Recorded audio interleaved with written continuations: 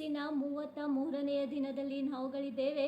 ಈ ದಿನ ನಾವು ನಮ್ಮ ಪ್ರಾರ್ಥನೆಯಲ್ಲಿ ಮಾಡಬೇಕಾದಂಥ ಕಾರ್ಯ ಯಾವುದೆಂದರೆ, ನಾವು ಓದಿಕೊಳ್ಳೋಣ. ಯೆಶಾಯನು ಬರೆದ ಪ್ರವಾದನೆ ಗ್ರಂಥ 53ನೇ ಅಧ್ಯಾಯ 11ನೇ ವಚನ ಈ ರೀತಿಯಲ್ಲಿ ಹೇಳಲ್ಪಡುತ್ತದೆ. ತನ್ನ ಆತ್ಮವು ಅನುಭವಿಸಿದ ಶ್ರಮೆಯ ಫಲವನ್ನು ಕಂಡು ತೃಪ್ತನಾಗುವನು.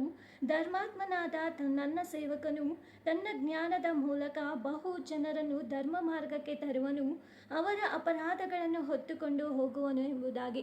ಹೌದು, ಇಲ್ಲಿ ಯೇಸು ಸ್ವಾಮಿಯ ಕುರಿತು ಈ ವಾಕ್ಯದಲ್ಲಿ ಬರೆಯಲ್ಪಟ್ಟಿರುವುದನ್ನು ನಾವು ನೋಡಿಕೊಳ್ಳಬಹುದು. ಇಲ್ಲಿ ಯೇಸು ಸ್ವಾಮಿ ತೃಪ್ತನಾದನು ಎಂಬುದಾಗಿ ಬರೆಯಲ್ಪಟ್ಟಿದೆ. ಹೌದು, ಇವತ್ತು ಯಾವ ಭಾಗದಲ್ಲಿ ಯೇಸು ಸ್ವಾಮಿ ತೃಪ್ತನಾಗಿದ್ದಾನೆ ಎಂಬುದಾಗಿ ನಾವು ನೋಡಿಕೊಳ್ಳುವುದಾದರೆ, ಇವತ್ತು ದೇವರು ಕೊಟ್ಟಂತ ಪ್ರತಿಯೊಂದು ಕೆಲಸವನ್ನು ಯೇಸು ಸ್ವಾಮಿ ಮಾಡಿ ಮುಗಿಸಿದ್ದಾರೆ. ಹೌದು, ಆತನು ಈ ಲೋಕಕ್ಕೆ ಬಂದು ಆತನು ದೇವರ ಚಿತ್ತದ ಮೇರೆಗೆ ಪ್ರತಿಯೊಂದೊಂದು ವಿಷಯಗಳನ್ನು ಕೂಡ ಇವತ್ತು ದೇವರ ಚಿತ್ತದ ಮೇರೆಗೆ ಆತನು ಮಾಡಿ ಮುಗಿಸಿದ್ದಾನೆ.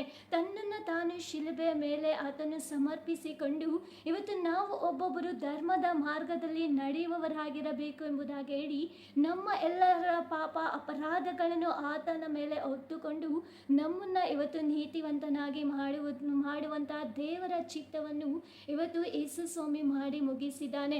ಇವತ್ತು ದೇವರ ಎಲ್ಲ ಯೋಜನೆಯನ್ನು ಕೂಡ ಯೇಸು ಸ್ವಾಮಿ ನೆರವೇರಿಸಿ ಆತನು ತೃಪ್ತನಾಗಿದ್ದಾನೆ. ಇವತ್ತು ಯಾವ ರೀತಿಯಲ್ಲಿ ಯೇಸು ಸ್ವಾಮಿ ತಂದೆಯ ಚಿತ್ತವನ್ನು ಮಾಡಿ ಮುಗಿಸಿದರೋ, ಇವತ್ತು ನಾವು ನಮ್ಮ ಜೀವಿತದಲ್ಲೂ ಅಷ್ಟೇ ದೇವರ ಚಿತ್ತವನ್ನು ಮಾಡಬೇಕು.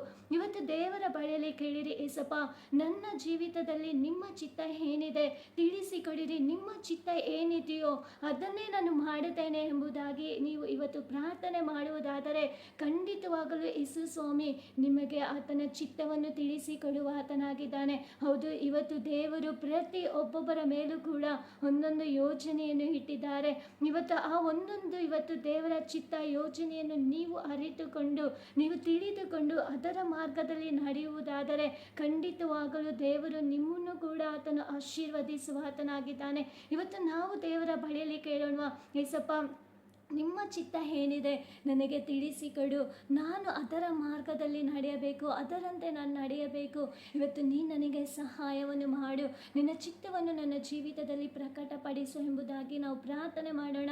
ದೇವರು ಖಂಡಿತವಾಗಲೂ ಆತನು ದೇವರ ಚಿತ್ತವನ್ನು ತಿಳಿಸಿಕೊಡುವ ಆತನಾಗಿದ್ದಾನೆ. Thank you. God bless you.